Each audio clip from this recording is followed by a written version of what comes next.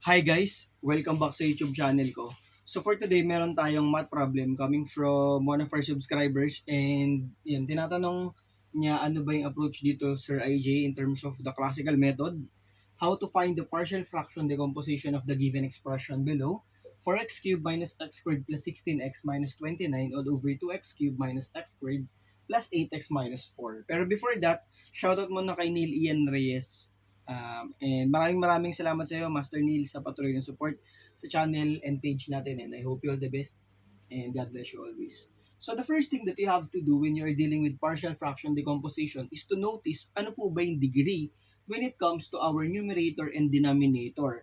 So kung titingnan natin dito, yung degree ng numerator natin, so yung degree po kasi is yung pinaka-highest exponent. So for this case, that is 3. And sa denominator natin, that is 3. So dapat kasi kapag magpa-partial fraction decomposition tayo, normally the degree of the denominator, or sorry, the degree of the numerator must be less than the degree of the denominator. Tapos saka ka pwedeng mag-apply ng partial fraction decomposition. Pero dito kasi guys, kung titingnan nyo, di ba? So, pareha sila ng degree. So, that means that we can still divide the given numerator by the denominator. So, how do we do that, Sir IJ? So, that is 4x cubed mga lodi cakes. So, pwedeng mano-manuhin nyo naman, minus x squared. Basta dahan-dahan lang mga engineers or mga lodi cakes divided by this expression. Right?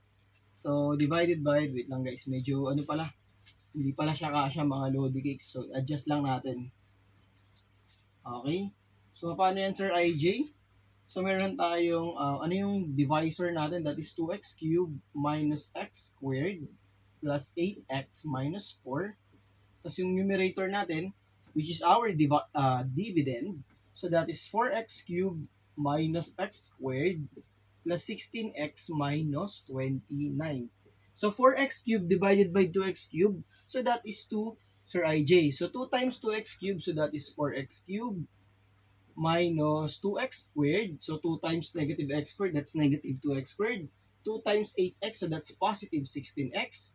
2 times negative 4, so that is negative 8. So subtract lang natin mga lodi cakes, negative minus negative, so that will be negative plus 2 na. So negative x squared plus 2x squared gives us x squared.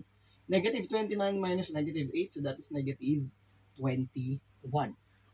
So since etong degree nito, mas maliit na dito, so pwede natin itong gawin as 2 plus x squared minus 21 all over our denominator, which is the 2x cubed minus x squared plus 8x minus 4. So at least, ibig sabihin pala niyan, Sir IJ, alam natin na meron na tayong 2 agad na nandun sa taas. So kaya kung gusto nyo mga lodi cakes, gawin nyo siyang ganito para mas maganda lang tingnan, 2 plus.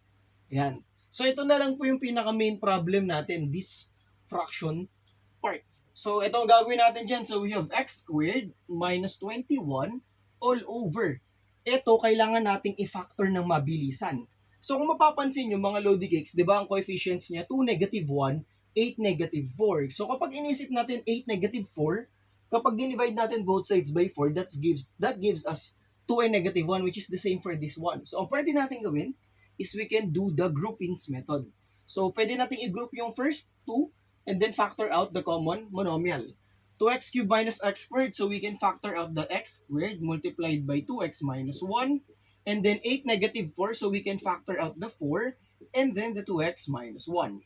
So as you can see, there is a common 2x minus 1. And we can rewrite this expression as x squared minus 21 all over x squared plus 4 multiplied by 2x minus 1.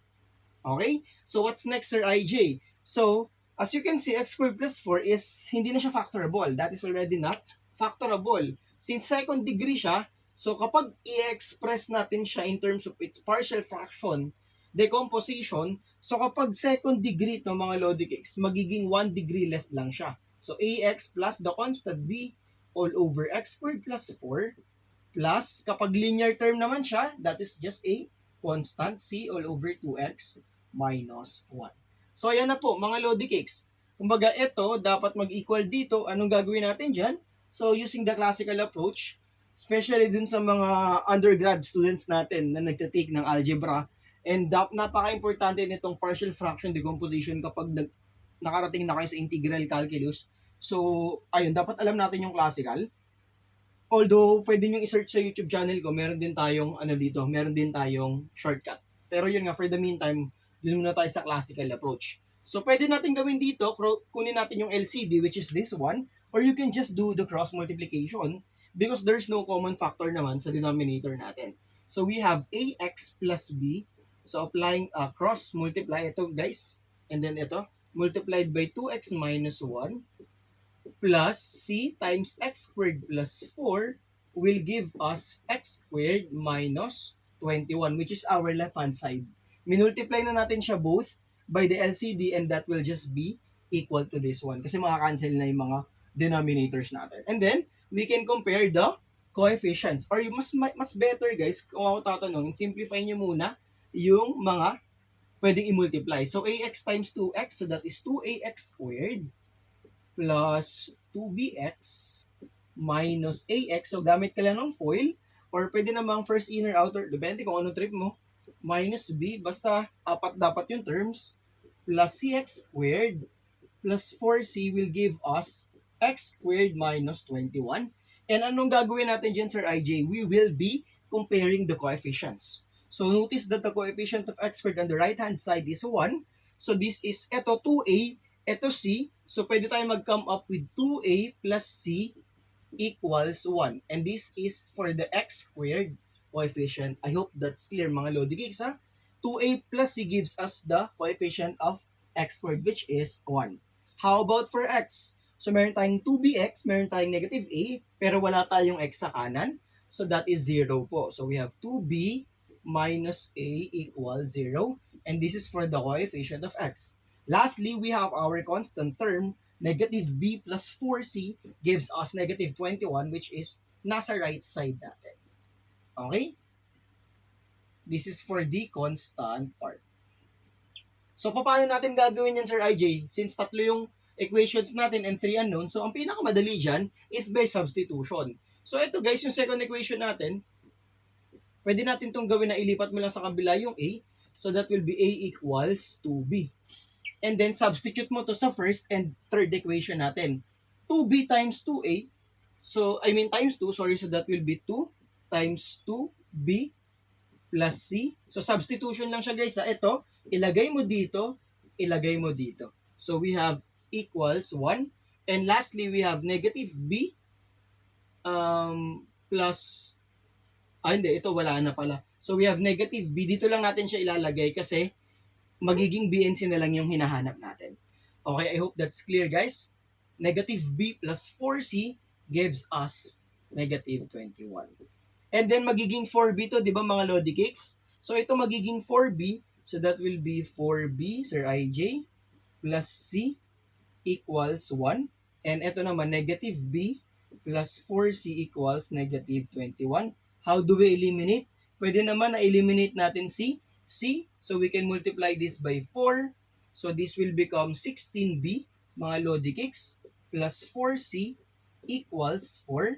And then, to eliminate c, you can subtract negative b minus 16b, that is negative 17b.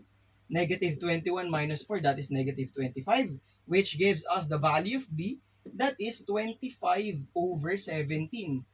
Since we have a equals 2b, so we can just multiply the obtained value of b by 2. 2 times 25 over 17, so that is 50 over 17. And how about for c, Sir IJ? We can use our first equation, let's say 2a plus c equals 1. So that is 2a plus c equals 1.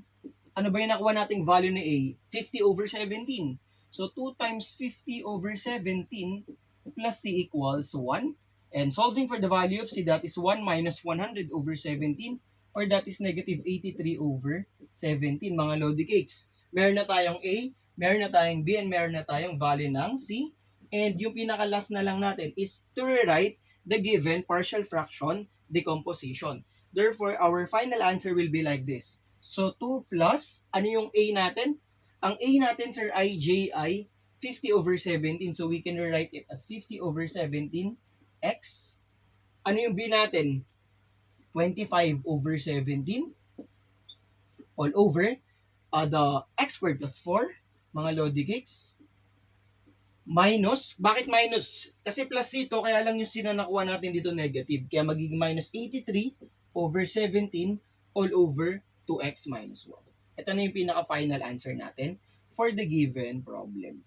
Pero pwede rin naman siguro yung case na ibaba nyo yung 17. So I think that is still the same. So gawin mo siyang 50x plus 25 all over 17 times x squared plus 4 minus 83 over 17 times 2x minus 1. Still, same answer and that is still same worth ng points natin. So ayun guys, if ever may questions or clarifications kayo for this problem, just let me know and you can comment sa comment section. And maraming salamat sa mga patuloy na sumusuporta sa channel natin. Pagpalain kayo palagi and God bless us always. Thank you so much. Bye-bye and thank you.